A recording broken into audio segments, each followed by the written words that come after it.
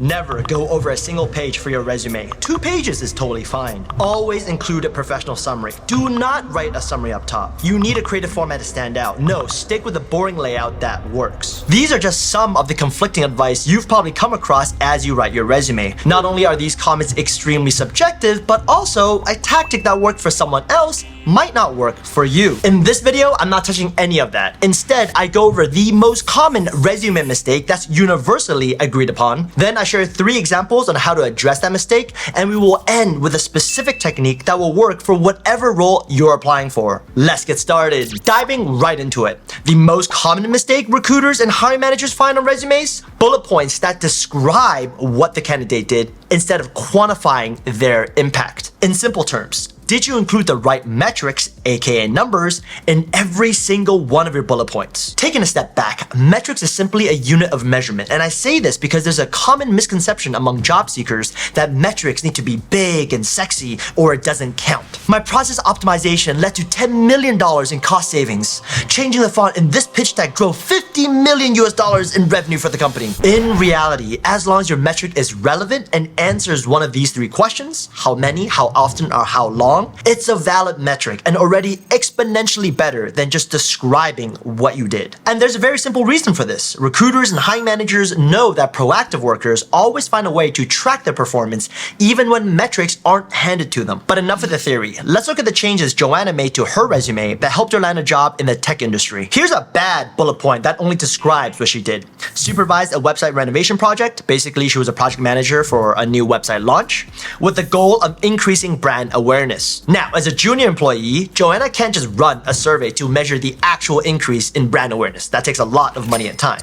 But she can ask herself, is there something I did that answers how many, how often, or how long? She decides how many is appropriate here and emails the IT team to ask for numbers like page views, click-through rates, and session duration, types of metrics she would be familiar with as the project manager for a website launch. The improved bullet point now reads, drove a 15% increase in page views and a 23% increase in session duration after helping launch new website with the goal of increasing brand awareness. Implemented an escalation process to keep the project on track. The numbers are not big nor sexy, but tells the reader exactly what the end result was and what she did to get there. Joanna also followed the best practice for bullet point structure from Google. Accomplish X as measured by Y by doing Z. By the way, I'll share the PDF version of Joanna's final resume down below, but if you want to use that exact structure, I highly recommend using the resume builder tool from today's sponsor, Teal. If you watch my other videos, you know I care a lot about detail, like perfect left and right indents, a subtle splash of color to stand out, so I actually convinced Teal to make changes to their resume builder to fit these standards. You get started by importing your LinkedIn profile or an existing resume with one click. Go to the formatting section here, choose the first template, accent color green, and you're basically 60% there. The feature that really blew my mind though is that you can toggle on and off content for your resume based on the role you're applying for. I've always said resumes should be hyper-targeted for each role you apply to, and with these toggles, you can toggle on this bullet point and untoggle this. For job A, export it, right? And then for job B, you untoggle this and toggle this one and export that again. You get the point. And this is free. Like, where was this when I was in college?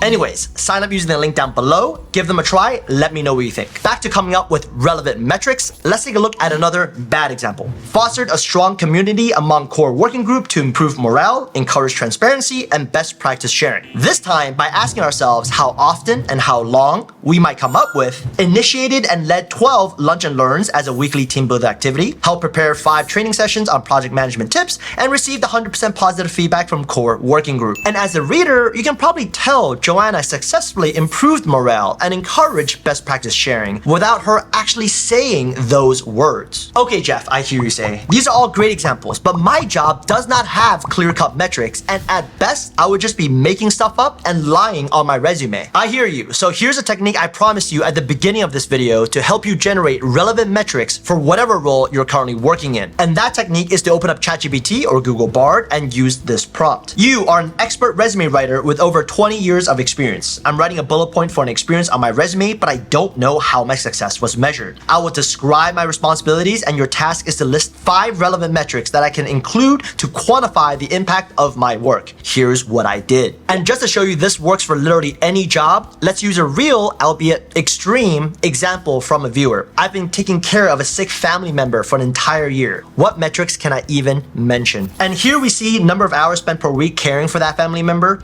number of tasks managed simultaneously, number of medical appointments scheduled. Maybe you came up with a system that tracked appointments, health insurance claims, recovery progress, all those important details. If you're a student with 0 work experience, you can literally say, I'm a sophomore in college looking to land an internship in a specific industry, consulting, for example. I have no prior experience at all. And here you go.